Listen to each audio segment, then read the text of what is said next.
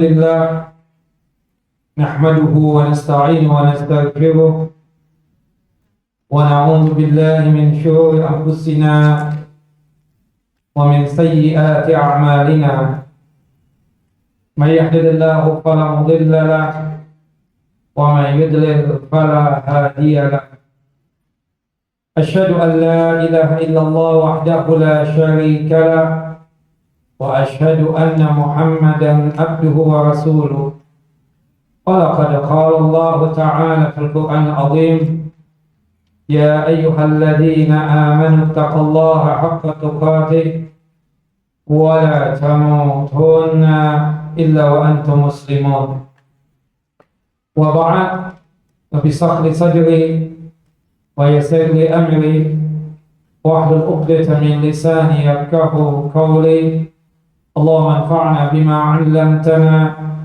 وعلمنا ما ينفعنا وزدنا علما اللهم إنا نعوذ بك من زوال نعمتك وفجأة نقمتك وتحول عافيتك وجميع سخطك اللهم إنا نعوذ بك من جهد البلاء ودرك الشقاء وسوء القضاء وشماتة الأعداء اللهم إنا نعوذ بك من عذاب جهنم ومن عذاب القبر ومن فتنة المحيا والممات ومن شر فتنة المسيح الدجال إخواني وأخواتي في الدين أعزني وأعزكم الله. Bapak dan Ibu yang dimuliakan oleh Allah Jalla wa'ala, Majlis Taklim Masjid An-Nabawi Rawamangun yang sedang lindungan dan penjagaan Allah Jalla Jalaluhu, melanjutkan kajian kita, pembacaan Kitabul Jami', kitab yang disusun oleh Al-Hafidh Amirul Mukminin fi Ilmi Hadis Ibnu Hajar Al-Asqalani rahimahullah rahmatan wasi'ah, yang dimana kita masih membahas bab yang keempat berkaitan dengan peringatan dari akhlak yang tercela atau akhlak yang buruk. Kita masuk pada hadis yang keenam, yaitu berkaitan dengan alamatul nifaq, tanda-tanda kemunafikan. Kita bacakan hadisnya, hadis dari sahabat yang mulia Abu Hurairah. Sekedar mengingatkan, Hurairah nama aslinya adalah Abdurrahman bin Sahrin Ad-Dawsi Al-Yamani, seorang Yaman yang kemudian menyatakan iman dan Islam pada tahun ke-7 Hijriyah. Meskipun berjumpa dengan Nabi sangat sebentar, kurang lebih 3 tahun, tapi beliau paling banyak meriwayatkan hadis Nabi SAW, lebih daripada 5.000 hadis dari jalurnya beliau. Salah satunya adalah hadis berikut ini. An Nabi sallallahu alaihi wasallam qala, dari Nabi sallallahu alaihi wasallam beliau bersabda, ayatul munafiq salat, tanda kemunafikan itu ada 3. Idza haddatsa kadzaba, apabila berbicara, apabila bercakap-cakap dusta. Wa idza wa'ada akhlafa, apabila berjanji ingkar janji. Wa idza tu'mina khana, apabila diberikan amanah kepadanya khianat. Hadis sahih dikeluarkan oleh Imam Al-Bukhari dalam kitab sahih beliau pada nomor hadis 33 dalam kitab sahih beliau, dan hadis ini dikeluarkan oleh Imam Muslim di dalam kitab sahih beliau pada nomor hadis 107. Kemudian ditambahkan di dalam hadis yang lain, hadis dari sahabat yang mulia Abdullah bin Amr bin As radhiyallahu anhuma. Semoga Allah Jalla wa ala meridai keduanya, meridai Abdullah dan ayah beliau yang bernama Amr bin As.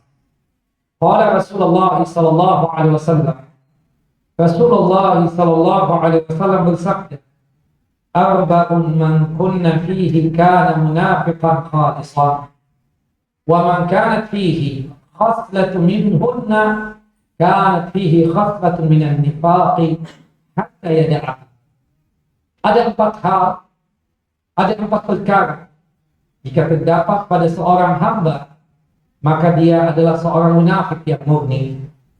Barang siapa yang memiliki salah satu dari 4 perangai tersebut, maka pada dirinya ada salah satu dari perangai kemunafikan sampai dia tinggalkan seluruhnya. Yang pertama, idza tu'mina khana. Apabila diberikan amanah, khianat. Wa idza haddatsa kadzaba.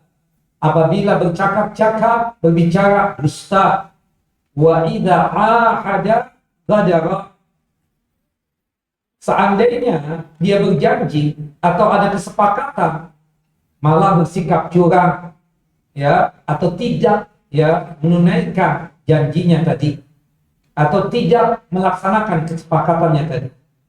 Wa idza khasama fajara. Kalau bermusuhan, maka sangat jahat. Hadis sahih dikeluarkan oleh Al-Imam Al-Bukhari dalam kitab sahih beliau pada nomor hadis 34, dan hadis dikeluarkan oleh Al-Imam Muslim dalam kitab sahih beliau pada nomor hadis 106. Nah, itu berkaitan dengan kemunafikan. Jenis-jenis kemunafikan itu cuma ada 2.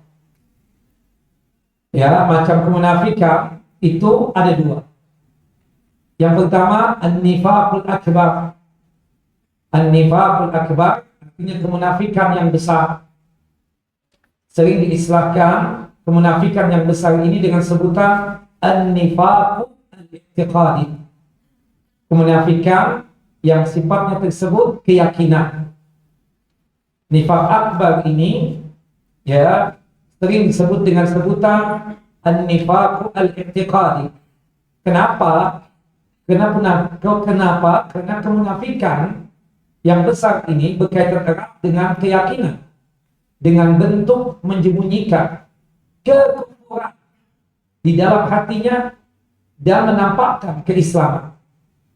Bahasa lebih mudahnya, hatinya berbajukan kekufuran, sedangkan zahirnya, lahiriahnya berbajukan keimanan. Memang aslinya dia tersebut adalah orang kafir, tapi dikenakan kemaslahatan membuat dia tersebut menyatakan iman dan Islam dengan penuh keterpaksaan. Zahirnya saja iman dan Islam, tapi hatinya, qalbunya diliputi oleh kekufuran. Nah, kemunafikan yang kedua adalah an-nifaq al-amali atau nifaqul asghar. Kemunafikan yang kecil. Sering disebut dengan istilah apa? An-nifaqul amali. Kemunafikan yang sifatnya amali. Artinya hatinya beriman, hanya saja amalannya menyelisih batinnya, namun tidak sampai pada derajat kekufuran. 2 hadis yang kita bacakan di awal tadi, itu semua berkaitan dengan kemunafikan al-amali. Itu berkaitan erat dengan an-nifaqul asghar, kemunafikan yang kecil. Nah, sebelum kita membahas an-nifaqul amali, kemunafikan yang sifatnya perbuatan, atau an-nifaqul asghar, kemunafikan yang kecil, alangkah baiknya kita juga paham an-nifaqul akbar, kemunafikan yang sifatnya besar. Allah Jalla wa Ala berfirman di dalam surah An-Nisa, surah yang keempat, ayat 145, innal munafiqina fi darkil asfali minan nar. Sesungguhnya orang-orang munafik itu berada di dasarnya neraka Jahannam, di keraknya api neraka Jahannam. Ini munafik yang bagaimana? Kemunafikan yang besar. An-nifaqul i'tiqadi. Kemunafikan yang sifatnya keyakinan. Zahirnya menampakkan keislaman, tapi hatinya diliputi oleh kekufuran. Orang yang memiliki kemunafikan yang besar ini dipastikan dia tergolong orang-orang kafir. Karena ancamannya tadi, orang-orang munafik itu tempatnya adalah di landasan yang pertama dari siksa api neraka, atau di keraknya api neraka, di dasarnya api neraka. Orang munafik yang sifatnya i'tiqadi atau kemunafikan yang besar ini lebih parah, lebih ditakutkan daripada orang kafir yang asli. Karena kalau orang kafir yang asli, dia menampakkan kekafiran di hadapan kita. Hingga kita semua paham hakikat manusia yang ada di hadapan kita yang mengaku sebagai orang kafir. Berbeda halnya dengan orang munafik yang sifatnya i'tiqadi, keyakinan, yaitu kemunafikan yang besar. Ya, mereka tersebut mencoba untuk menipu Allah Jalla wa'ala, dan pastinya menipu orang yang beriman. Makanya dikatakan di dalam firman Allah Jalla wa'ala dalam surah Al-Baqarah, surah yang kedua ayat yang ke-9, yukhadi'una Allah walladzina amanu wa ma yakhda'una illa anfusahum wa ma yash'urun. Mereka orang-orang munafik yang hidup di zaman Nabi SAW, yang dipimpin oleh Abdullah bin Ubay bin Salul. Kemunafikan yang mereka dapatkan atau kemunafikan yang mereka lakukan adalah kemunafikan yang besar, yaitu an-nifaqul i'tiqadi. Zahirnya berbajukan keimanan, tapi hatinya berbajukan kekufuran. Mencoba untuk menipu Allah, mencoba untuk menipu orang yang beriman, namun sebenarnya mereka tidak menipu kecuali diri mereka sendiri yang mereka tipu. Mereka dalam kondisi yang tidak sadar. Maka oleh sebab itu orang-orang munafik yang seperti ini lebih parah, lebih berbahaya ketimbang kafir yang asli. Mereka mencoba untuk menipu Allah, mereka mencoba untuk menipu orang yang beriman, meskipun kita paham Allah alim, Allah maha mengetahui isi hati mereka. Pantaslah jika mereka dimasukkan ke dalam keraknya api neraka Jahannam di bagian yang dasar, yang paling bawah. Kenapa? Karena apa yang mereka lakukan lebih parah ketimbang orang kafir asli. Nah, dari sinilah kita memahami bahwa hidayah itu ada di tangan Allah Jalla wa'ala. Hidayah itu apa? Ada di tangan Allah Jalla wa'ala. Poinnya apa? Kok ada kaitannya pembahasan kemunafikan dengan hidayah? Seandainya Allah Jalla wa'ala tidak memberikan hidayah kepada kita, maka kita tidak akan mendapatkan hidayah. Sebagaimana sabda Nabi SAW, wallahi laulallahu mahtadaina wala tasaddaqna wala salaina. Jika bukan karena hidayah Allah kita, atau kalau bukan karena Allah Jalla wa'ala, kita tidak bisa mendapatkan hidayah. Kalau bukan karena Allah, tidak mungkin kita sanggup bersedekah, tidak mungkin kita sanggup untuk melaksanakan sholat. Kita lihat orang-orang munafik, sebab-sebab hidayah telah datang kepada mereka. Bukan begitu? Di antara mereka sangat paham bahasa Arab. Ketika ayat turun, mereka langsung mengerti. Hadis yang diucapkan oleh Nabi SAW sangat mereka pahami. Mengerti Al-Quran, mengerti hadis yang disampaikan oleh Nabi SAW. Bahkan mereka itu selalu dekat dengan Rasulullah SAW, mendengar langsung nasihat dan wejangan Rasulullah SAW. Mereka ikut menyaksikan ketika ayat-ayat Al-Quran turun kepada kaum muslimin, melihat langsung mukjizat Rasulullah SAW, melihat langsung mukjizat Rasulullah SAW. Tapi apa yang terjadi? Tetap saja mereka tidak masuk Islam dengan sebenar-benarnya. Padahal ayat tiap hari mereka dengarkan. Bahkan asbabun nuzulnya mereka paham. Di sekitar mereka, Rasulullah dan para sahabat, kurang apa? Terkadang ditampakkan mukjizat Nabi SAW. Tapi hidayah itu di tangan Allah Jalla Jalla. Hidayah di tangan Allah. Bukan dikarenakan apa? Hasil usaha kita. Kita memang ada ikhtiar, kita memang ada usaha untuk mendapatkan hidayah tersebut. Tapi keputusannya tetap apa? Di tangan Allah Jalla wa'ala. Bahkan nih, saking luar biasanya berkaitan tentang hidayah Allah Jalla wa'ala. Hidayah memang di tangan Allah Jalla wa'ala. Orang-orang munafik itu ikut serta salat berjamaah di masjid. Luar biasa kan? ikut serta salat berjamaah di masjid di belakang Rasulullah SAW. Ya, disebutkan di dalam satu hadis yang sahih berkaitan dengan orang-orang munafik itu. Inna askala salatin 'alal munafiqina salatul isya wa salatul fajr. Sesungguhnya salat yang paling berat untuk orang munafik salat apa? Salat isya dan salat subuh. Zaman dulu ya. Ya, dulu nggak ada penerangan, nggak ada listrik, nggak ada lampu. Sehingga mereka itu ya sangat berat untuk datang ke salat isya. Kenapa? Karena kita tahu kan tujuan mereka masuk Islam bukan keinginan dari hati, bukan betul-betul ingin masuk Islam, ingin mendapatkan maslahat supaya tidak bayar jizyah, supaya diperhatikan, dihormati oleh kaum muslimin. Karena pada saat itu kaum muslimin sudah menguasai kota suci Madinah Al-Munawwarah. Dulu ketika sholat isya, ya, orang yang datang ke masjid tidak paham siapa yang datang. Bahkan siapa samping kanan kirinya. Emang seenak zaman sekarang, lampunya seperti siang hari, bisa lihat siapa yang datang.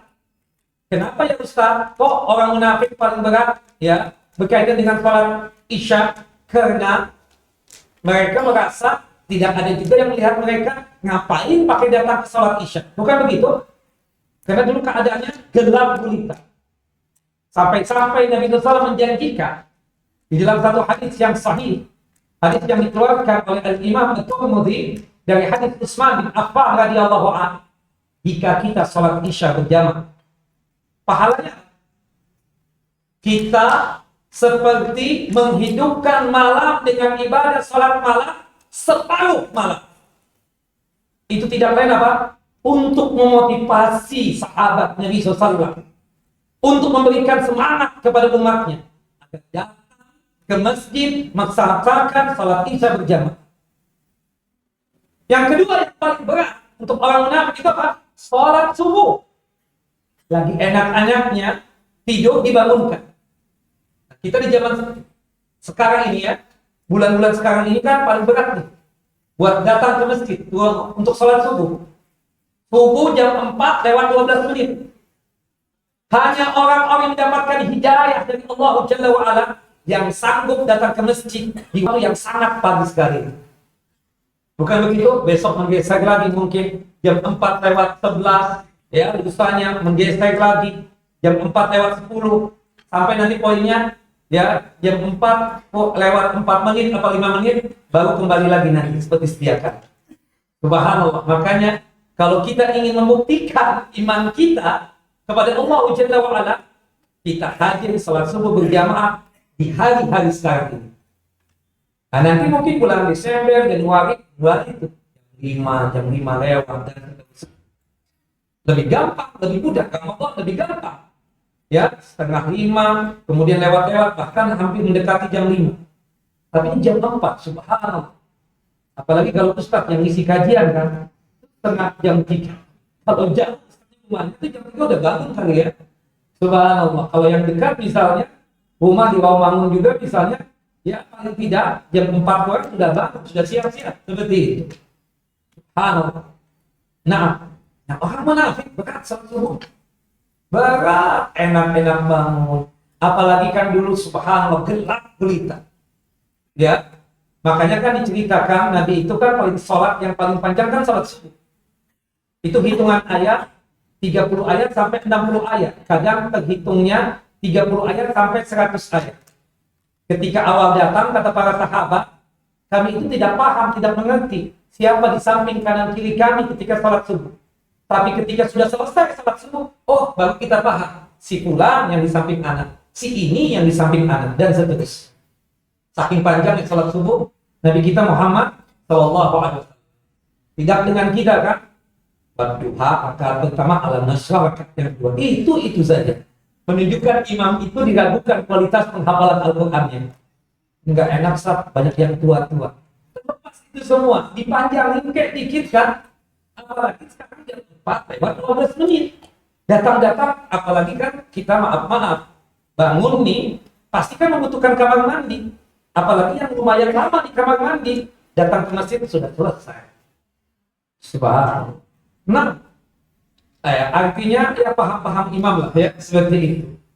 Nah, walhasil Rasulullah mengatakan juga dalam hadis Utsman bin Affan, hadis yang dikeluarkan oleh Imam At-Tirmidzi, salat Isya berjamaah ditambah dengan salat subuh berjamaah di masjid, fadilahnya apa utamanya?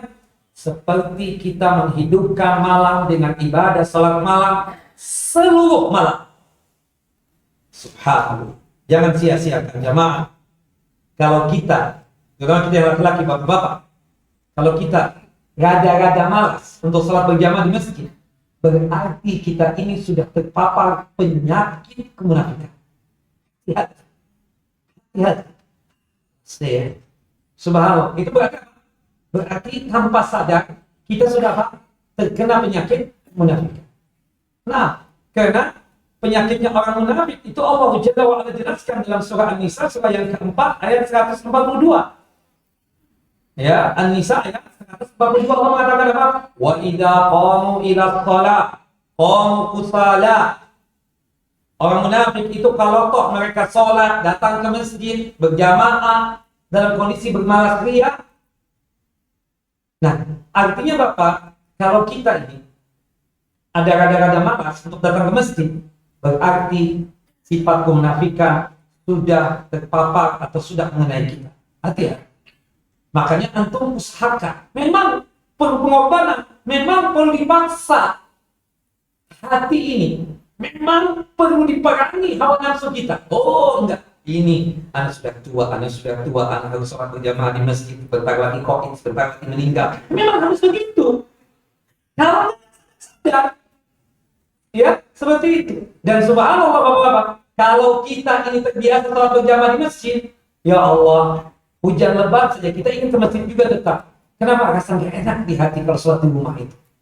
Kenapa? Kebiasaan kita sholat apa? Sholat berjamaah di masjid.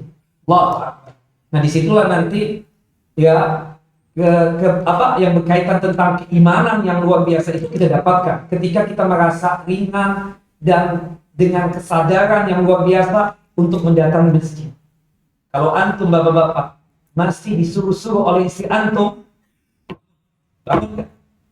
Kalau nggak, anda minta cerai. Yang punya misalnya begitu, bangun dong dia, karena takut diminta cerai tadi itu kan seperti itu. Dan ini maaf ya bapak-bapak, ibu-ibu, Ustaz, di mana ya anda punya suami malas banget datang ke masjid, di mana caranya? Sekarang sudah saya sampaikan ibu-ibu.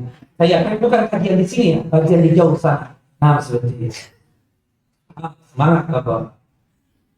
Nah itu orang-orang munafik ya, terutama munafik i'tiqadi ini luar biasa. Artinya orang-orang munafik itu sholat, cuma zuhur, asar, maghrib berjamaah di masjid, isya ditinggalkan, subuh ditinggalkan, ya kan? Seperti itu. Mereka ternyata juga berzikir, tapi zikir mereka sedikit sekali. Wala yadhkuruna Allaha illa qalila, sebagaimana yang Allah nyatakan dalam surah An-Nisa ayat 142. Nah, tapi kalau toh mereka sholat, pasti sho'oh, riya. Ya. Tetapi semua itu dilakukan dengan maksud menipu lantaran batin mereka penuh dengan kekufuran. Inilah an-nifaqul akbar, kemunafikan yang besar. Mereka sudah dibukakan sebab-sebab hidayah di hadapan mereka. Bukan begitu? Dibuka. Sampai datang ke masjid loh. Jumpanya hari-hari sama Rasulullah. Dengan para sahabat ridwanullah ajmain. Tidak sampai di situ. Ditampakkan mukjizat-mukjizatnya Rasulullah. Kurang apa? Tapi sekali lagi, hidayah di tangan Allah Jalla wa Ala. Sudah dibukakan tuh pintu-pintu hidayah, tetap saya tidak mendapatkan hidayah. Seperti contohnya Abdullah bin Ubay bin Salul, gembongnya munafik di zaman Rasulullah SAW. Atau yang semisal. Tentang hidayahnya mereka Islam, tapi sebenarnya apa? Mereka itu membenci Islam. Nah, yang semisal dengan mereka di zaman sekarang ada nggak? Yang semisal Abdullah bin Ubay bin Salul tersebut ada nggak? Ada, ya kan seperti itu. Ya, contohnya, maaf banget ya, sebagian orang yang membenci syariat Allah Jalla wa Ala. Makanya ibu-ibu, maaf banget ibu-ibu ya. Memang fitrahnya wanita itu nggak suka kan dipoligami, tapi jangan sampai ibu tersebut nggak suka. Ini berbahaya. Dan kita tahu kalau tidak suka itu membenci, ya, membenci syariatnya Allah Subhanahu wa taala, itu bisa membatalkan apa? Keislaman. Dua kalimat syahadat kita. Kalau kita tidak suka, membenci, kenapa sih harus begini dan seterusnya? Bahkan saking bencinya wanita misalnya berkaitan dengan syariat poligami, kita katakan, kalau kamu wahai suamiku berpoligami, aku berpoligami. Ini kan luar biasa ya. Saking ya. Kita terlepas ya kita katakan. Tapi ini syariat. Ibu-ibu kenapa sih kalau lihat orang berpoligami itu kayaknya benci banget? Hati-hati loh. Ya santai aja. Ya, yang penting bukan suami saya kan yang berpoligami kan seperti itu. Ya, itu karena maksudnya ibu-ibu iya. Tapi memang subhanallah saking ininya jaga-jaga.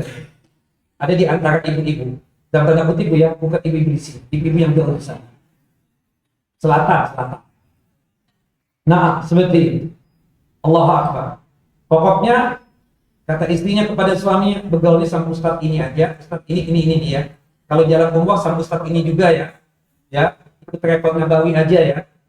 Nah, pemiliknya belum berpoligami ya.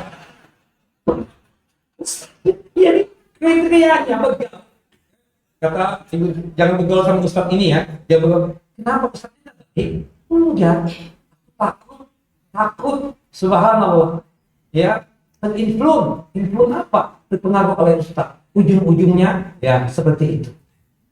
Subhanallah. Jangan. Ada enggak? Mungkin ada juga di sini. Kan seperti itu. Nah, subhanallah suka mengejek ya orang-orang yang beragama Islam yang benar. Suka menghina apa? Para wanita yang pakai hijab yang panjang. Anggaplah misalnya hijabnya apa? Kelelawar atau umbrella atau mungkin apa pakai khimar dan seterusnya. Kan sakit banget sudah kan seperti itu. Ketika lewat, apalagi yang pakai cadar, pasukan ninja nih lewat. Astagfirullahaladzim. Ini ucapan apa? Kemunafikan, benci dengan orang apa? Yang pakai hijab. Kan Islam, mengaku Islam, tapi nggak demen banget. Sampai-sampai ada seorang suami ya, ketika dia tersebut ingin menunjukkan ketidaksukaan istrinya pakai hijab yang panjang tadi itu, dengan mengatakan, maaf ya, gue geli lihat lu begitu. Astagfirullahaladzim. Ya, alhamdulillah suaminya sudah dapat hidayah sekarang. Subhanallah, sampai seperti itu. Geli, jijik dibilang dan seterusnya. Nah itu kan sifat kemunafikan. Kalau orang sudah benci syariat, ini bahaya. Nifaknya itu bukan nifak amali, bukan nifak astor, bukan nifak kecil, tapi apa? Akbar, besar. Subhanallah. Gak demen banget ya orang berjenggot. Ya, subhanallah. Kita pikir ada kambing. Kita masuk. Ini orang. Kita siapa tuh ada kambing? Kalau masuk ke masjid. Enggak, Ustaz. Itu tuh orang menghina kita. Oh, kita dibilang kambing gitu. Memang seperti itu. Enggak demen banget lihat orang yang berjenggot. Bukan begitu? Apalagi sudah kita celanakan di atas mata kaki. Cingkrang seperti itu. Dengan penuh dengan tidak ada rasa malunya sambil bercanda mengatakan kepada kita, kebanjiran di mana tadi? La haula wala quwwata illa billah. Ini kan membenci apa? Membenci syariat Islam, mengolok-olok syariat Islam. Ini sifat orang munafik yang ada di zaman Nabi Sallallahu Alaihi Wasallam. Mereka menggambarkan para sahabat dengan gambaran yang na'udzubillah. Dibilang sahabat urut buncit, suka makan dan seterusnya. Itu ucapan orang munafik di zaman Nabi Sallallahu Alaihi Wasallam. Ya, dipandang sebagai seorang yang hina dan seterusnya. Allahu Akbar. Nah ini yang kita saksikan ya. Mereka mengaku Islam tapi suka mengejek ya orang-orang yang beragama Islam, mengejek syariat Islam, membenci ayat Al-Quran, tidak suka ajaran Rasulullah SAW. Mereka mengaku Islam, ya KTP-nya Islam, tapi maaf banget tidak menyukai Islam. Na'udzubillah kita. Mengakunya Islam. Mengakunya apa? Islam. Kita kalau sudah menjalankan Islam secara benar, ketakutan yang sangat luar biasa. Agama biasa-biasa aja kali, jangan segitu juga. Astagfirullah. Ucapan apa ini? Ucapan kekufuran. Gak demen istrinya pakai hijab, suaminya pakai jenggot, gak suka banget. Bang, roket. Kalau enggak, aku nggak mau lagi dituntun sama anak. Nggak mau dituntun. Menunjukkan kemerdekaan. Yang pakai dituntun. Dibilang nanti ayah sama anak. Nggak mau. Ya. Makanya membuat apa? Suami tadi, kerok lagi. Karena istrinya nggak demen. Dibilang tua dan seterusnya. Na'udzubillah min dzalik. Bahkan mereka yang nggak suka dengan Islam ini, yang mengaku Islam KTP tadi, itu memiliki gelar apa? Dalam bidang keagamaan, doktor bahkan profesor. Tapi mereka apa? Benci terhadap syariat Islam. Bahkan menghalalkan perkara-perkara yang jelas keharamannya. Ada nggak yang menghalalkan homoseksual, lesbian, gay? Ada nggak? Didukung lagi. Bahkan dia jadi ketua komunitasnya. Na'udzubillah min dzalik. Bahkan ada nggak yang mengatakan agama itu sama aja, mau Islam, mau Nasrani, mau Yahudi, Buddha, Hindu, Konghucu, sama saja. Tapi poinnya satu, Bapak mengatakan agama sama aja ya. Oke ya, coba Bapak masuk. Bapak kan ngaku Islam, Bapak Muslim dong. Bapak masuk aja ke Yahudi, Bapak masuk aja ke Nasrani, Bapak masuk aja ke Buddha, Hindu. Kenapa Bapak nggak mau? Kalau agama itu sama aja, itu kan akal-akalan aja kan.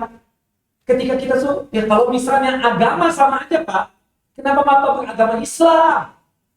Kenapa mereka Bapak Islam? Oh enggak, ini kan keyakinan.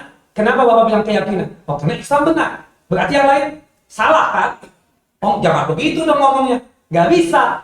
Satu doang yang diridhoi oleh Allah Jalla wa'ala. Inna dina indallah.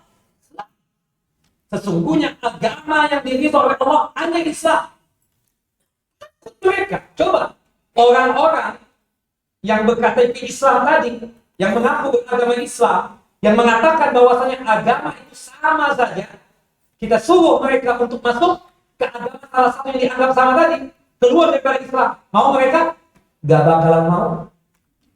Ya, coba kita katakan, Pak, sama Pak. Ya, Bapak masuk aja. Bapak keluar deh. Kita nggak butuh model-model Bapak ini. Bukan begitu? Kita nggak perlu model-model Bapak begini. Bukan begitu? Enggak dong, enggak begitu.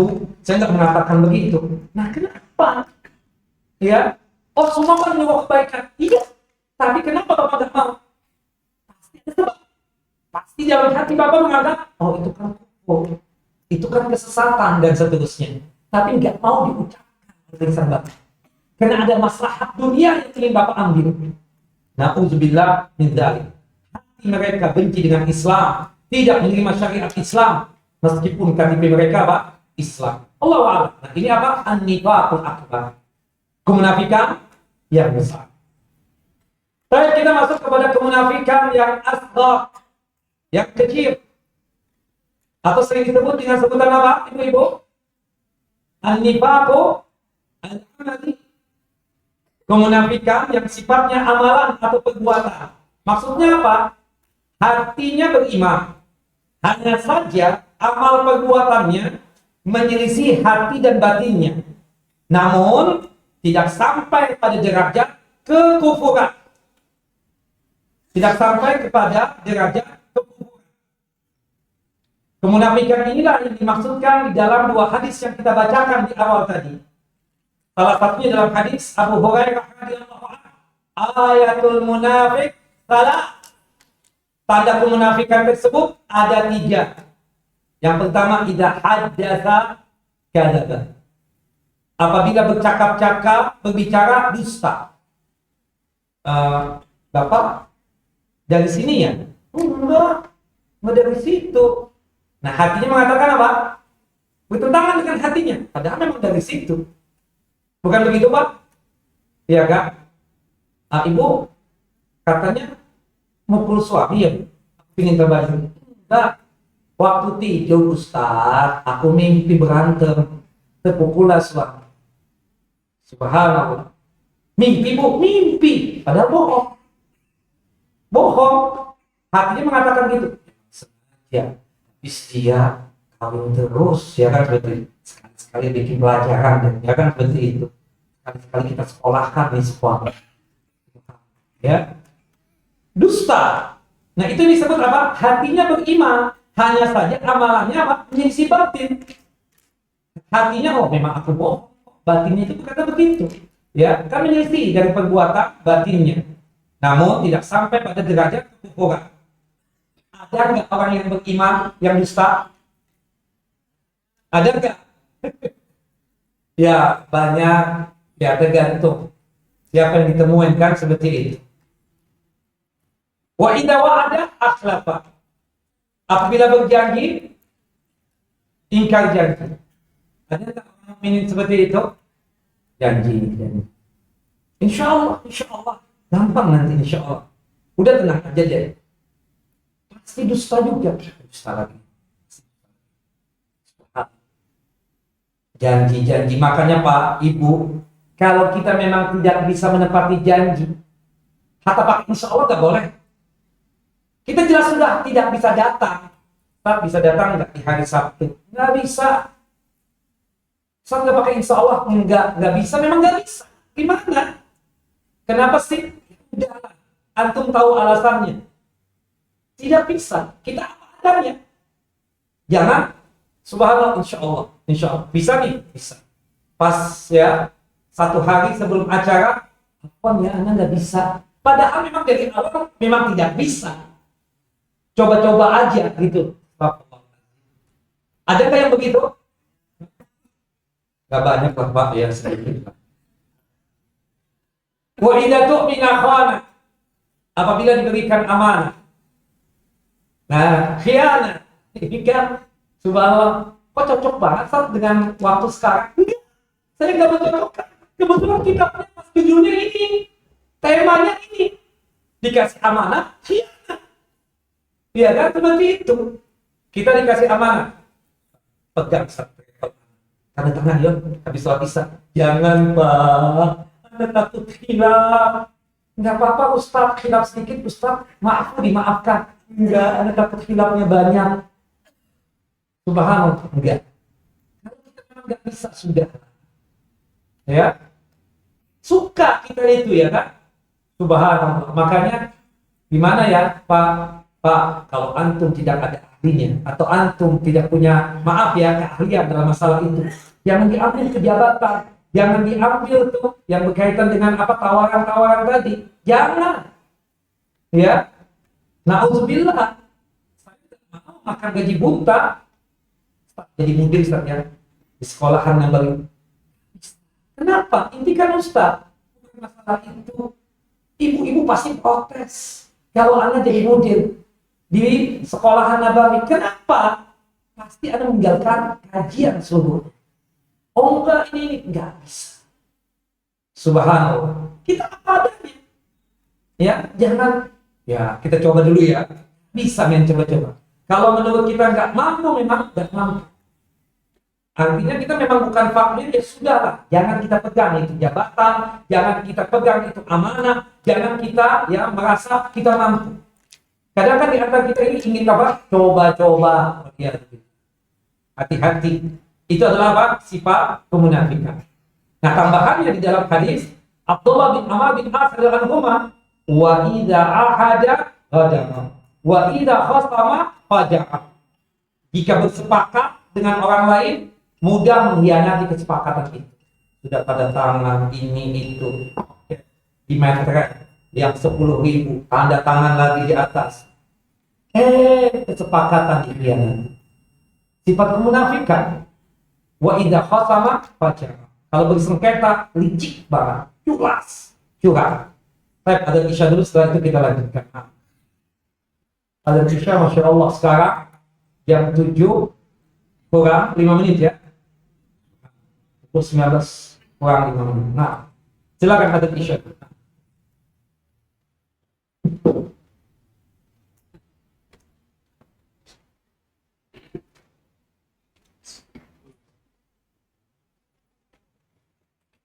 Allahu Akbar, Allahu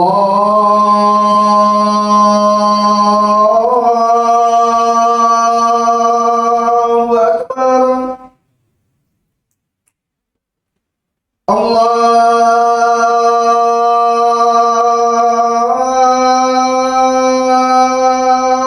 Akbar, Allahu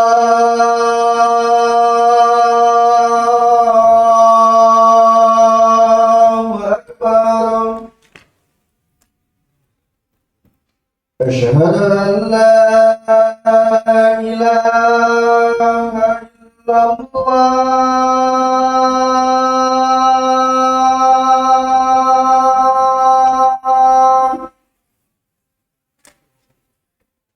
أشهد أن لا إله إلا الله.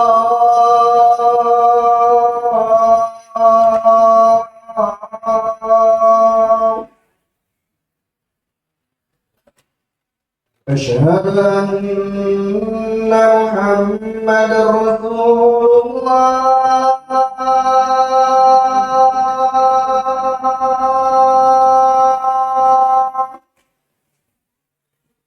أشهد أن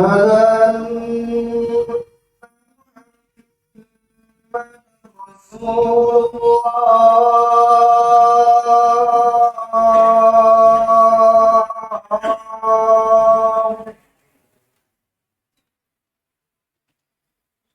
حي على الصلاة.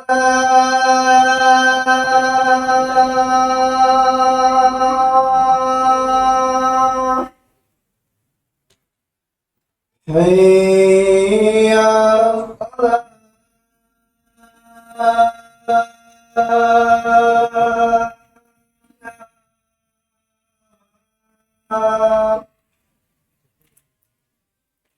حي على الفلاح.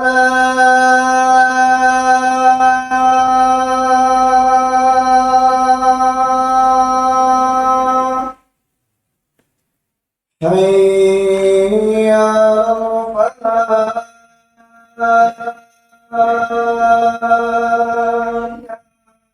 الفلاح.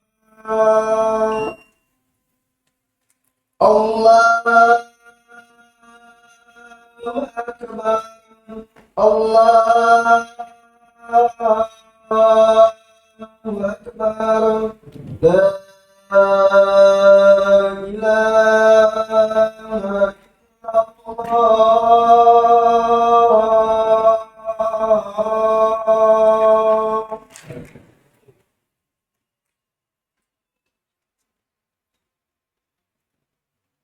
Wow.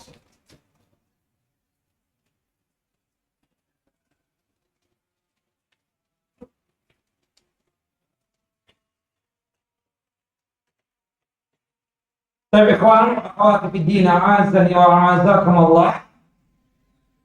5 hal yang kita sebutkan tadi berkaitan dengan ciri-ciri orang munafik itu semua adalah nifaq al-amali atau nifaq al-asghar, an-nifaqul asghar, munafikan yang kecil.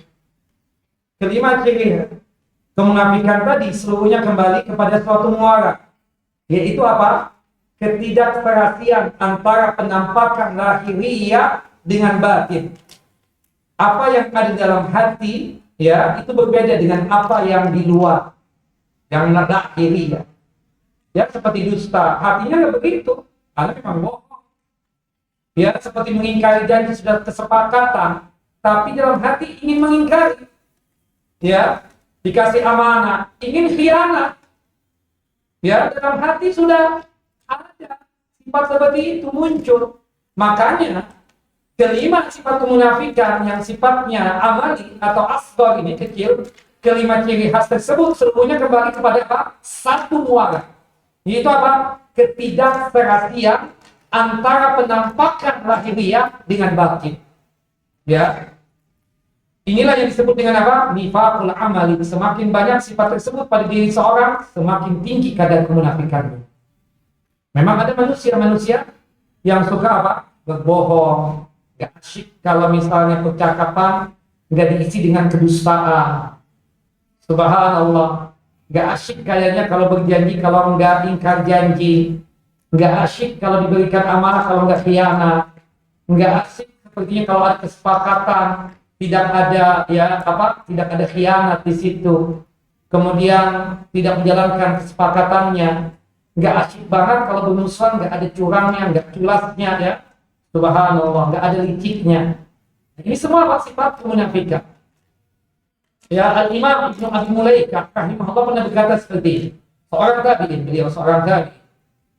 Adraktu salasina min ashabin Nabi sallallahu alaihi wasallam. Kulluhum yakhafu an-nifaqa ala nafsihi. Kata Ibnu Abi Mulaikah, aku pernah berjumpa dengan 30 orang sahabat Nabi Muhammad sallallahu alaihi wasallam. Seluruhnya takut kemunafikan akan menimpa dirinya. Ya, maka para sahabat itu sangat takut, khawatir yang luar biasa jika dia mendapatkan sifat kemunafikan. Kemunafikan yang sangat ditakuti oleh para sahabat bukan berkaitan dengan masalah kenifakan yang besar atau kemunafikan yang etikal, bukan, itu sudah paham. Jauh mereka itu dari hal itu. Tapi yang mereka takutkan adalah kemunafikan yang kecil ini. Karena kaum muslimin rentan memiliki sifat yang seperti ini. Subhanallah. Jangankan kita yang awam. Ya, kadang Ustadz ya ingin ngeles. Ya, saya nggak tahu siapa Ustadznya maksudnya. Subhanallah. Di mana Ustadz? 10 menit lagi sampai. Padahal masih jauh. La ilaha illallah. Pak, jangan Pak. Tunggu dia setelah fotonya di mana? Dia kan foto. Oh, masih jauh Ustaz. Itu 30 menit lagi baru nyampe. Tidak, kata si Ustaz, Anda ingin menenangkan. Nah, kita akan menjelaskan kalau yang seperti itu cuma sekali-kali munafik gak kita tuh ya. Kayak kita ngomong sama istri kita misalnya. Mana Bang? On the way, on the way. Subhanallah, on the way di mana? On the way kan sudah sholat asar apa? Di mana? Bentar lagi. Subhanallah. Nah, jadi kita ingin sekali lagi berkaitan dengan sekali-sekali itu munafik enggak ya itu? Subhanallah. Ingat ya, ada muncul pertanyaan apabila kita dapat kelima ciri khas tersebut ada pada diri kita atau pada seseorang muslim. Jika berbicara selalu dusta, jika berjanji selalu menyelisih, jika diberi amanah selalu khianat, jika membuat kesepakatan selalu menyelisih, dan jika bersengketa selalu curang, selalu ada kefajiran, jahat, culas. Apakah jika dia melakukan itu sekali, 2 kali, serta-merta kemunafikan itu ada pada diri dia? Atau bagaimana? Apakah juga dia dikatakan telah melakukan nifaq yang akbar lantas dinyatakan kafir?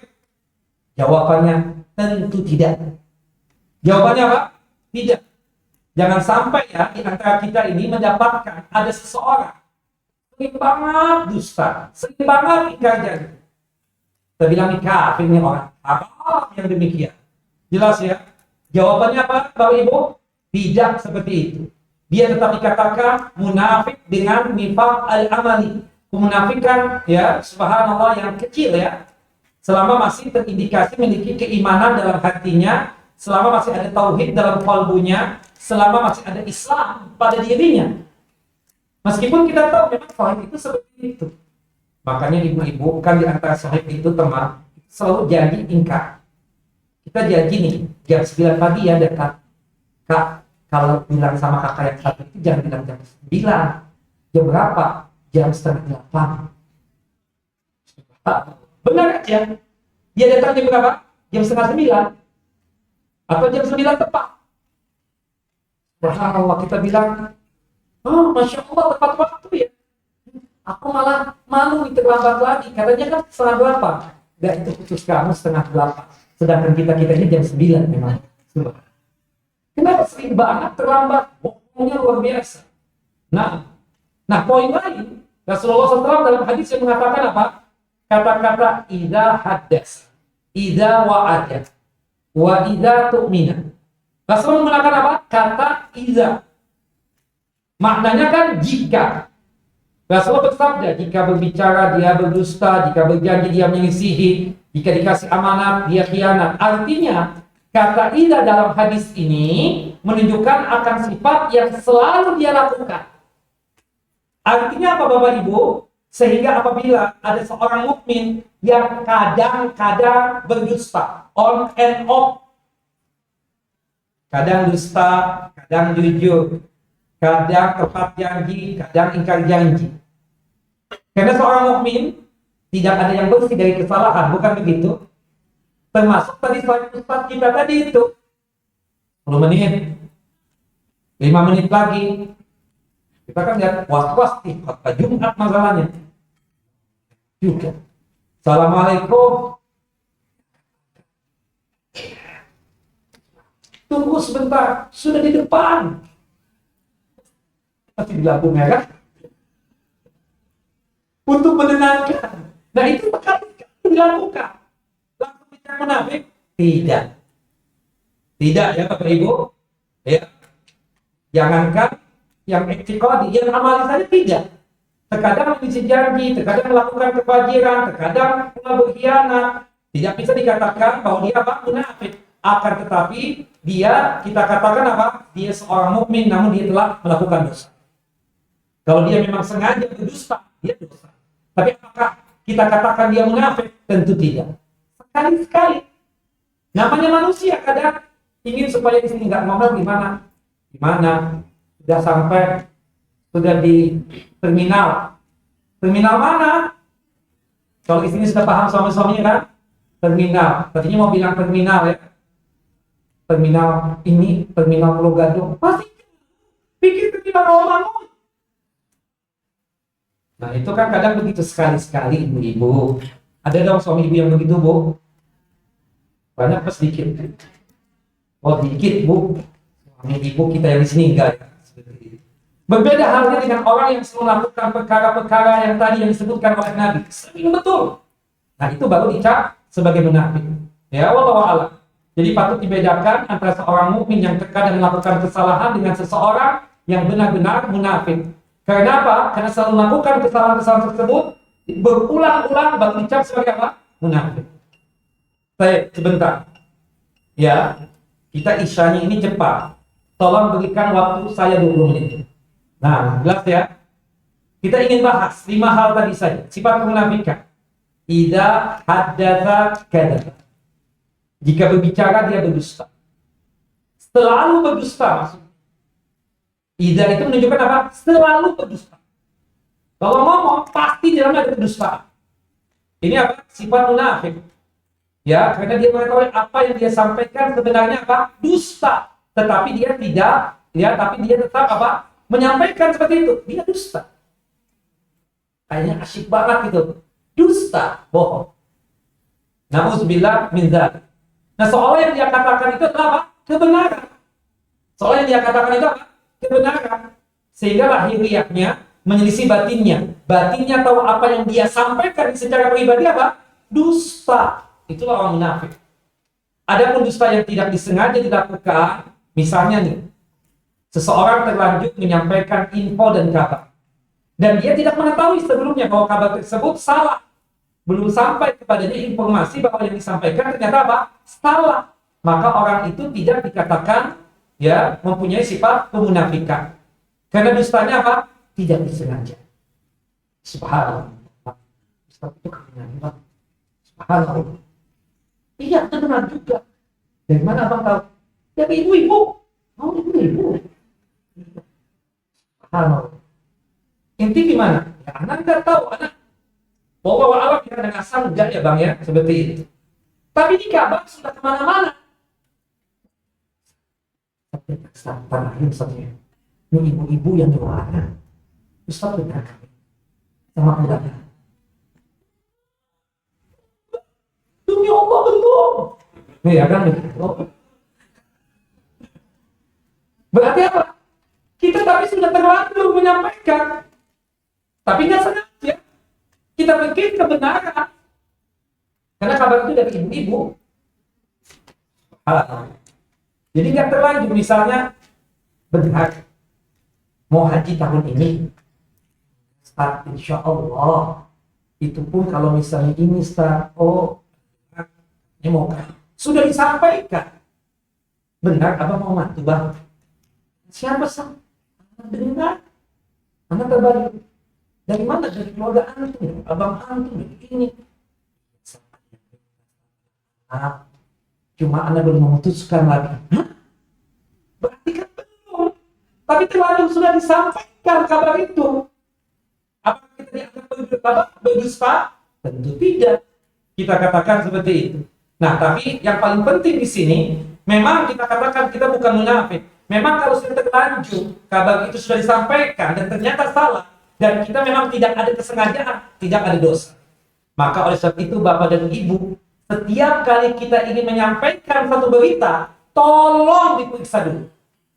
Tolong diperiksa dulu. Apalagi kalau beritanya itu, maaf ya, yang kita tidak tahu kebenarannya sama sekali. Terasa tidak mungkin anak punya abang mau mengawinkan anaknya, gak info kepada adiknya. Kan begitu dong kita. Kita cuma dengar, nah ini abang inti mau. Enggak, anak belum ada kabar. Itu dikasih tahu. Mungkin bikin surprise sekali bukan. Abang anak gak punya sifat begitu. Pasti ada musyawarah di keluarga. Pasti bikin penitia kecil tuh. Kalau mengawinkan, itu kebiasaan kita di keluarga. Nah ternyata memang benar ketika ketemu bang, ini anda dapat info, si Fulana dilamar. Enggak. Jadi ada memang yang namanya perempuan ya, anak nih istri anak ketemu dengan bestinya, kebetulan bawa si Fulana keponakan ente. Nah si ibunya itu ngomong, nih Fulana buat aku aja ya, buat mantu ya. Biasa kan ibu ngomong begitu. Itu cuma ibu-ibu di kepedean, si ibu ini kepedean dipikir kita oke-oke aja. Padahal ya kita senyum-senyum aja. Ya kita bilang kalau jodoh nggak kemana. Tapi kan namanya ibu-ibu yang sering lihat, sering ya itulah tadi kan kata di kajian, habis kajian jadi seperti itu gitu loh. Nah, padahal enggak. Nah, apakah kita dibilang dusta? Enggak. Ya, tidak dibilang dusta karena ketidaksengajaan tadi. Wallahu a'lam bishawab. Termasuk yang kedua, wa idza wa'ada akhlafa.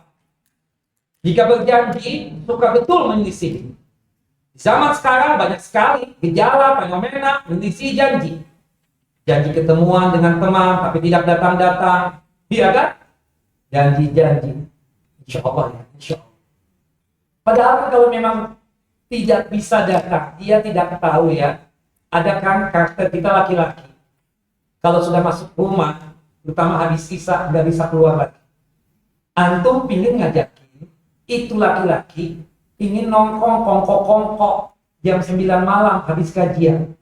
Nah, padahal kita tahu kita kalau sudah masuk rumah itu istrinya langsung gebok pintu. Seperti itu. Antum nggak paham banget, tapi dia karena nggak enak hati ingin mengiyakan. Ya, insya Allah ya, insya Allah. Udah jadi ya, sepakat. Habis kajian, ya Selasa keempat, habis ya habis isya, habis sholat isya kita nongkrong di sini ya. Subhanallah pas kajian dia ada datang. Rupanya dia tersebut ya sholat isya di tempat lain. Dan habis sholat isya kebiasaan dia langsung ke rumah. Biasa dong, istrinya langsung bawa tembok, tuh pagar sama pintu langsung dikunci. Nah biasanya nggak bisa masuk lagi, nggak bisa keluar lagi. Subhanallah. Nah, padahal kan dia ngomong apa adanya. Ya, punya istri apa? Kalau misalnya sudah masuk rumah nggak boleh keluar lagi. Terus terang Pak, seperti itu. Nah, daripada antum janji seperti itu. Nggak apa-apa, antum juga, teman-teman antum juga tahu, antum penakut banget sama istri antum. Nah, sudah tahu juga. Bukan off the record, tapi on the record sudah bahaya seperti itu. Nah, itu oleh karena itu seharusnya seorang muslim tidak gampang berjanji. Seorang muslim harus bisa berkomitmen jika sudah berjanji maka harus tepat. Allahu a'lam bishawab. Nah, perselisihan terhadap janji itu ada 3 ya. Orang menyelisih janji itu ada 3 secara singkat. Yang pertama, berjanji tapi niatnya tidak akan menepati janji tersebut. Inilah yang merupakan sifat munafik. Dia berjanji tapi hatinya dan niatnya tidak akan menepati janji. Kita cuma lip service doang, menyenangkan. Bahasa kita selalu di bawah Allah, insya Allah, insya Allah, insya Allah. Ya kan? Subhanallah. Tapi hatinya apa? Gak datang. Dan seperti itu. Nah ini jelas apa? Sifat munafik. Ada perselisihan, ya, artinya mengingkari janji. Yang kedua, berjanji kemudian di dalam hatinya dia bertekad akan memenuhi janji tersebut. Dia berjanji dalam hatinya, dia bertekad untuk menepati janji. Namun qadar Allah berkehendak lain. Setelah dia tidak melakukan, ya, sebagaimana yang dia janjikan, dia berjanji, insya Allah Anda datang. Kapan? Hari Ahad, ba'dal asar, kita kumpul di sini. Insya Allah Anda datang. Anda datang. Qadar Allah pas hari Ahad pagi dikabarkan, Pak, ya, atau siapa? Ya, itu terjadi datang. Wah, banget. Anda punya umi sakit, Anda sedang di rumah sakit, Anda nggak bisa datang. Dia ingkar janji juga kan? Menyelisih janji juga kan? Tapi apakah dia munafik? Tidak. Seandainya, sekiranya uminya nggak sakit, insya Allah dia datang. Cuma karena kalau uminya sakit, minta antar ke rumah sakit, minta antar ke dokter, maka dia tidak bisa untuk menepati janji tadi. Inilah yang disebut dengan apa? Udzur syar'i. Udzur syar'i. Bentuk ini sama sekali bukan termasuk munafikan, dan orang ini sama sekali tidak berdosa. Seperti misalnya, ya maaf ya, kita sebagai ustaz ini kadang ada khilafnya, ya kan, dalam artian subhanallah, ya janji kita berusaha, insya Allah anak akan menepati janji sesuai dengan jadwal kajian anak. Ya, qadar Allah, misalnya ya, kita katakan pas di pagi hari, qadar Allah ada sesuatu yang kita nggak bisa tinggal. Kita sakit, atau mungkin istri kita sakit, kita ngomong deh segera, bang maaf bang, ada badal nggak? Kenapa? Istri sakit nggak bisa ditinggal. Ya, maaf bang, itu kan wajar. Seperti itu. Tapi ada nggak yang berjanji misalnya, udah oke semuanya seluruhnya, ya udah semangat semua, tahu-tahu last minute dibatalkan. Kenapa dibatalkan? Karena ini itu. Yang na'udzubillah, handphone dimatiin. Tuh gimana nih? Terpaksa daripada ibu-ibu dan bapak udah datang sampai keluar makan lagi. Handphone dimatiin, setelah anak nggak tahu dia kemana. Anak telepon si ini nggak tahu ini. Ini kan bahaya. Harusnya kan kita gentle aja. Anak nggak bisa nih. Anak ada alasan sakit dan seterusnya. Nah kita kadang begitu seakan-akan di generalistik itu Ustaz semua sama. Enak aja. Kan seperti itu. Kita punya komitmen, janji kan seperti itu. Tapi yang menjadi muskilah itu panitia juga muskilah kadang. Kita sudah semangat persiapan, total minit, Ustaz. Kenapa batal? Tahu ibu-ibu yang membatalin. Gara-gara ibu-ibu, subhanallah. Atau mungkin ya, yang bikin kesel nih, Allahu Akbar. Ini kan manusia. Ini perasaan kita katakan.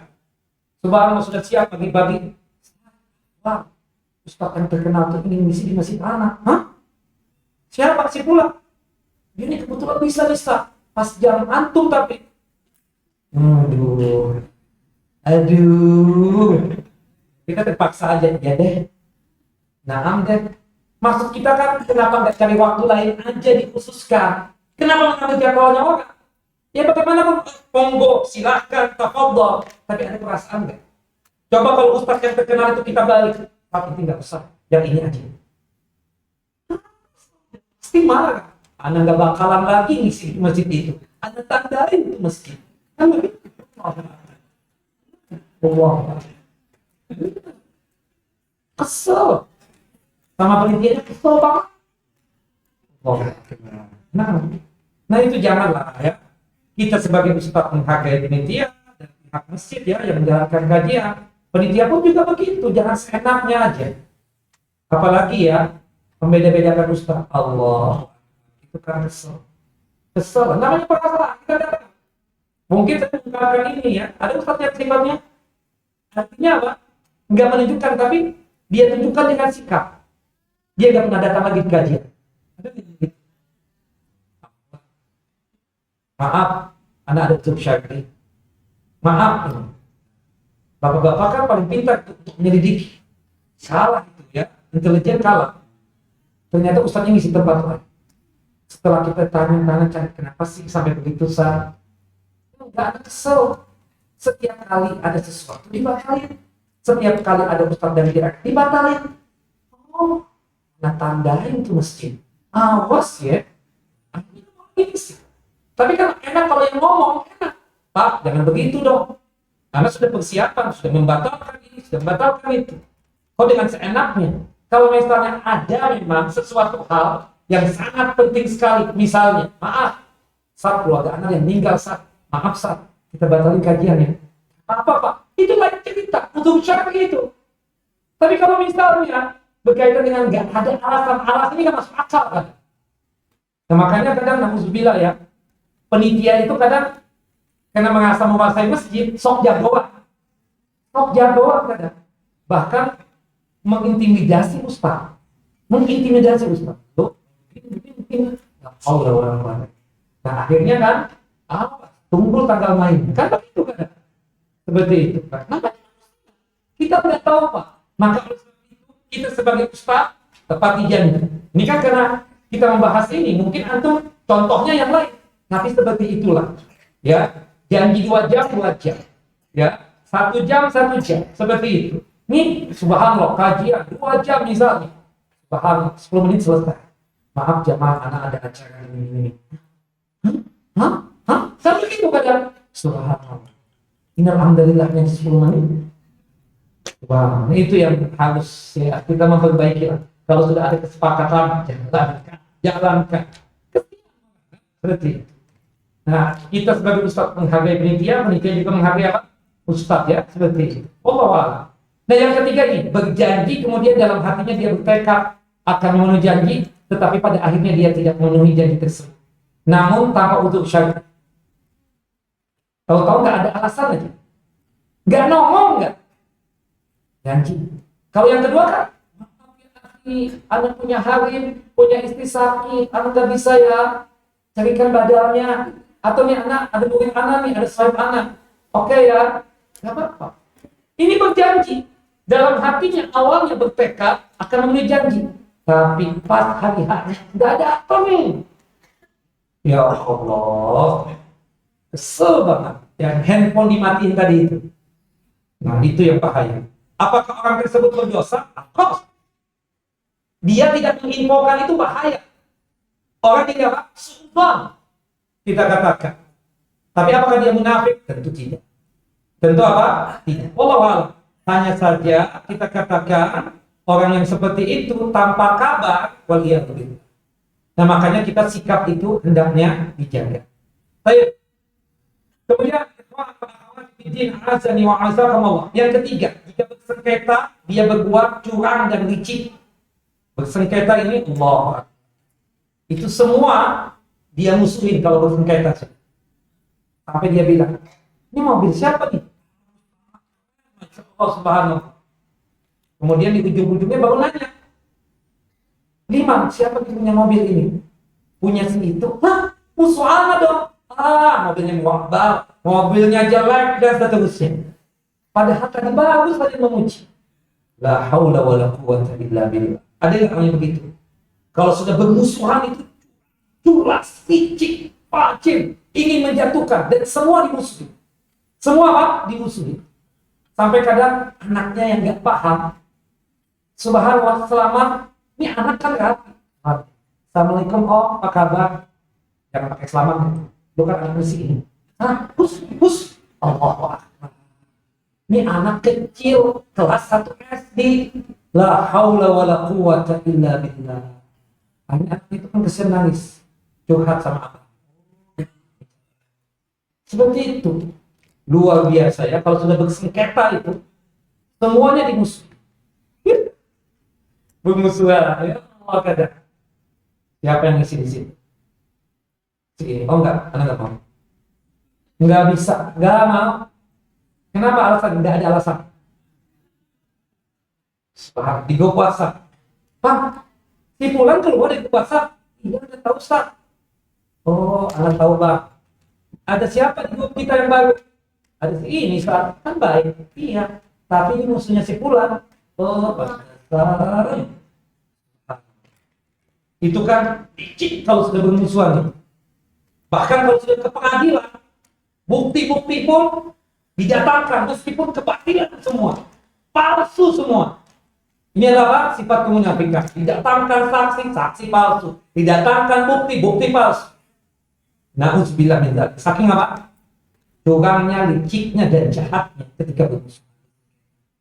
Nah, orang yang seperti ini, Pak, jangan kita temani. Bahaya buat hati kita dan pikiran kita. Hari ini, maaf ya, hari ini si Fulan yang dia muslim. Besok, lusa, pekan depan, kita yang dimusuhi. Seperti itu juga. Makanya kadang kita berpikir, nih, sama saudaranya aja begini nih sikapnya. Saudara sekandung. Apalagi sama kita ya, kalau sudah bermusuhan. Ada nggak orang begitu itu? Aduh, ya. Seperti itu. Na'udzubillah. Yang keempat, jika membuat kesepakatan, maka dia menyelisihinya.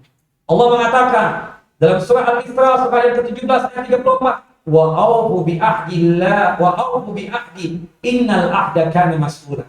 Penuhilah kesepakatan, penuhilah janji, karena sesungguhnya kesepakatan perjanjian tersebut akan dimintai pertanggungjawaban. Surah An-Nahl ayat 91 juga jelaskan itu, ya. Belum lagi hadis-hadis Nabi sallallahu alaihi wasallam. Nah, adapun terkait perjanjian dengan orang kafir, boleh nggak kita membatalkan perjanjian kita dengan orang kafir? Kita sudah sepakat nih, berbisnis, bisnisnya halal. Berhubung dia kafir, kita ingkari. Tidak boleh. Itu orang kafir. Apalagi kalau kita ada kesepakatannya dengan siapa? Orang mukmin. Lebih lagi harus kita jalankan. Nah, termasuk kesepakatan itu, Pak, Bapak-bapak, ijab dan qabul. Ya, itu perempuan, ya, putrinya seseorang, ya, antum datang meminta. Subhanallah, berat seorang ayah atau seorang ibu untuk memberikan tuh anak perempuan kepada antum. Nggak gampangan. Tapi ini satu keniscayaan. Dari sekian banyak laki-laki yang datang, ternyata antum pilihan yang paling utama. Dipilihlah antum. Ya, disitulah ada apa istilahnya satirjat, ya, serah terima jabatan dari seorang ayah kepada seorang mantu. Bukan begitu? Nah, ini kan amanah. Ya, subhanallah. Amanah besar. Antum jalankan dong. Termasuk hak-haknya istri harus antum jalankan. Iya kan, Pak? Antum menikah. Itu punya beban kewajiban. Kesepakatan. Tidak. Bertazwijah. Bibal mazkur.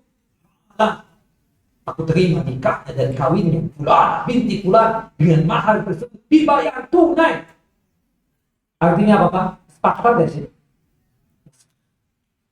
Artinya kesepakatannya secara tidak langsung kan berkaitan dengan kebutuhan primernya. Rumah disediakan, ya, pakaian disediakan, makannya dan minumnya. Belum lagi sekunder. Kalau begitu saya nggak bisa kawin dong. Karena kawin pakai modal. Kan seperti itu dong. Lah iya, Pak. Antum sebagai laki-laki harus memandang ke depan. Ya, memang kita katakan kan kadang ada orang mengatakan di dunia semua enggak. Ini memang kewajiban kok yang ada pertanggungjawaban di akhirat kelak. Kita nggak ingin kita meninggal dunia, istri kita minta-minta dengan sahabat kita, iya kan? Kita nggak ingin kita meninggal dunia, anak kita bikin pelayar minta-minta, nggak mau. Maka oleh sebab itu, antum masih hidup penuhi hak. Ini kesepakatan antum dengan siapa? Dengan ayah mertua antum. Subhanallah. Jangan antum khianati di sini. Seperti itu. Nah, kalau orang kafir tadi kan itu kita tidak bisa untuk mengingkarinya. Kesepakatan jalankan. Jangan sampai kita mengkhianati. Wallahu a'lam bishawab. Apalagi sama orang mukmin seperti itu. Wallahu a'lam bishawab. Yang terakhir, jika diberi amanah, Pak, ya, berkhianat. Nah, ini kan kesepakatan akad nikah. Termasuk ada amanah dari situ. Ada amanah. Aku jalankan dong amanahnya. Pimpin itu keluarga, ya. sesuai dengan apa yang diajarkan oleh Al-Quran dan Sunnah As-Sahihah. Jalankan hak-haknya istri, jalankan hak-haknya anak. Istri pun juga amanah kan? Amanah untuk jaga rumah suaminya, harta suaminya, dan seterusnya. Berkaitan dengan rumah tangga, itu kan amanah juga ibu-ibu. Mentang-mentang suami tajir, duit kayak itu, seenaknya itu harta. Setiap hari, Allahu Akbar, ya, beli ini, beli itu. Sampai suaminya bilang, buat apa lagi? Enggak, ingin beli aja. Jadi seakan-akan, ya, ketika kawin, karena suaminya begitu, jadi pabrik apa? Dolar dan rupiah dan dinar atau riyal. Seharusnya ibu-ibu beli atas dasar keperluan. Kewajiban sudah ada, rumah disediakan oleh suami, pakaian sudah, kemudian berkaitan dengan makan, minum, hari-hari, alhamdulillah. Belum lagi sekundernya, kendaraan sudah disediakan, apalagi pembantu asisten rumah tangga ada. Subhanallah, emang zaman dulu yang cuci pakaian sendiri sampai ya, subhanallah, perbedaannya kan. Kalau zaman dulu coba lihat, perempuannya cepat-cepat tua. Kalau zaman sekarang, perempuannya begitu-begitu aja. Udah. Kenapa? Memang zaman dulu lebih berjibaku. Subhanallah, nggak memikirkan lagi badan gendut, gembrot, sudah nggak mikirkan. Zaman sekarang enggak. Ada ini ya, ada ini ya. Apalagi yang suaminya sudah, ya kan begitu. Suaminya karena menjalankan itu kena amanah dari orang tua. Ya, saya harus menyenangkan. Wajar, amanah itu. Tapi ibu-ibu sebagai seorang istri juga jalankan dong amanahnya. Jaga tuh rumah suami, jaga tuh hartanya suami. Jaga harta suami bukan berarti pelit, Bu ya. Takut sama suamiku. Padahal suaminya enggak. Memang perlu untuk bantu keluarga ya. Seperti itu pesannya. Tapi subhanallah, dia cuma atas dasar maslahat pribadinya. Untuk orang lain, subhanallah, bukan bakhil sih. Terlalu irit, 4 huruf. Irit banget. Nah, itu salah lagi. Ada lagi yang Masya Allah, yang lebay banget gitu loh. Setiap hari Masya Allah. Gak bisa dengar orang bersedih, ya langsung kasih bantuan.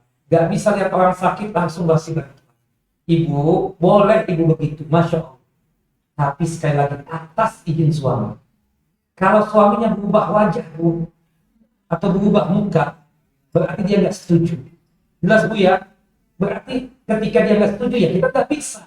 Karena itu kan duitnya suami. Bersedekahnya pun juga atas izin apa? Atas izin suami. Masya Allah, itu punya niatan yang baik. Suaminya juga ingin bersedekah, tapi dia ingin ada takarannya begitu. Karena bagaimanapun ada suami-suami yang Masya Allah yang lepas begitu saja. Tapi ada suami-suami yang memang karena kebutuhan dia ingin berharap istrinya dulu yang dipenuhi, anak-anaknya dulu yang dipenuhi. Orang lain dia bantu, tapi memang ala kadarnya. Tidak sebagaimana orang lain yang Masya Allah jor-joran misalnya. Ya maklumilah seperti itu ibu-ibu. Nah yang jelas kan, ketika kita dikasih amanah, itu masalah rumah tangga, belum lagi masalah yang lainnya. Diamanahkan kita sekolah, diamanahkan kita masjid. Ini kan yang kecil-kecil. Kita kan kadang melihat yang besar-besar aja. Oh jabatan, ini, jadi itu. Itu yang besar-besar. Tapi kita yang kecil-kecil aja, kita belum bisa menjalankan kok. Apalagi yang besar-besar. Kalau kita dikasih amanah, pegang ini ya, sesuai dengan amanah, apa Pak yang harus saya jalankan? Nanti bikin kajian di masjid ini, kemudian imamnya ya, yang suaranya bagus, ada tahsinnya, ada tajwidnya, kemudian nanti kita bikin doa per 2 bulan seterusnya, acaranya ini. Oke, jalankan amanah. Jalankan amanah itu. Ya, dijaga itu masjid dan seterusnya. Ini kan kelihatannya sepele, tapi ini apa? Allahu a'lam. Kita sebagai suami punya amanah untuk anak istri kita. Istri juga punya amanah yang harus dilaksanakan untuk suaminya. Anak-anak pun juga punya amanah yang harus dijalankan untuk kedua orang tuanya dan seterusnya. Dan sikap kita, seseorang yang diberikan amanah kemudian tidak menunaikan titipan amanah tersebut, maka dia termasuk apa? Berkhianat. Dan ini adalah sifat kemunafikan. Adil amanata ila man tamanaka wa la takhun man khanaka. Tunaikan amanah kepada orang yang memberikan amanah kepadamu dan janganlah engkau berkhianat kepada orang yang pernah mengkhianati kamu. Orang itu pernah berkhianat kepada kita, Jangan sampai kita membalas. Tidak boleh yang seperti itu. Seharusnya apa yang kita lakukan? Kita jalankan amanah sebaik mungkin. Jangan balas-balasan. Itu tidak dibolehkan. Wallahu a'lam bishawab. Ini singkat cerita berkaitan dengan pengajian kita. Jenis kemunafikan ada berapa? Ada dua. Yang pertama, an-nifaqul akbar, kemunafikan yang besar. Saya disebut dengan istilah apa? An-nifaq al-i'tiqadi. Nah, kalau kemunafikan yang besar ini bagiannya termasuk golongan apa? Kafirin wala mukminin? Kafirin, orang kafir. Tapi ada kemunafikan yang kedua, yaitu an-nifaqul asghar, kemunafikan yang kecil. Itu berkaitan dengan perbuatan, yang artinya tidak ada keselarasan antara lahiriah dengan batinnya. Itulah nifaq al-amali, nifaq perbuatan, yang sering makrufnya dengan sebutan kemunafikan yang kecil. Kalau kemunafikan yang kecil ini masuknya mukminin apa kafirin? Mukminin, ya. Wallahu a'lam bishawab. Ini kira yang bisa disampaikan pada kesempatan kali ini. Wassallallahu nabiyana Muhammad wa ala ali Muhammad kama shallaita ala Ibrahim wa ala ali Ibrahim innaka Hamidum Majid. Allahumma barik ala Muhammad wa ala ali Muhammad kama barakta ala Ibrahim wa ala ali Ibrahim innaka Hamidum Majid. Kita tutup kajian kita dengan masing-masing kita membaca doa kafaratul majlis. Subhanakallahumma wa bihamdika asyhadu an la ilaha illa anta astaghfiruka wa atubu ilaik. Wassalamualaikum warahmatullahi wabarakatuh.